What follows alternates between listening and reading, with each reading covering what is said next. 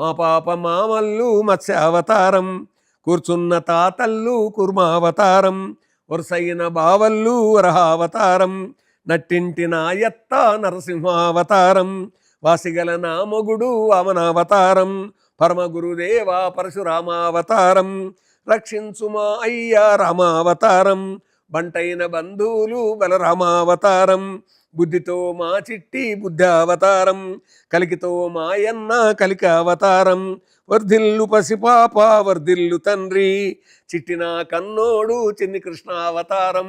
ఎంత బాగుందండి. ఏ పోతన గారి భాగవతం ప్రభావంతో తెలుగునాట ఇంటింటా వ్యాపించినటువంటి ఆ భాగవత భక్తి కారణంగా అందులోని దశావతారాలన్నీ కూడా ఒక్క ఇంట్లో ఉన్నాయని చెప్పుకునేటటువంటి ఈ ధర్మం నిజంగా గొప్పది, ఈ భాగవత్ తత్వం నిజంగా గొప్పది. కాబట్టి భాగవతం భక్తి ముక్తి దాయకం అనేది సత్యాది సత్యం అండి. కాబట్టి ఇలాగా భాగవతం ఎలా ప్రసారమైందో, ఏ విధంగా జనజీవితంలో చొచ్చుకుపోయిందో ఇవాళ మనం జానపదుల జీవితంలో ఉన్నటువంటి దానివల్ల తెలుసుకున్నాము.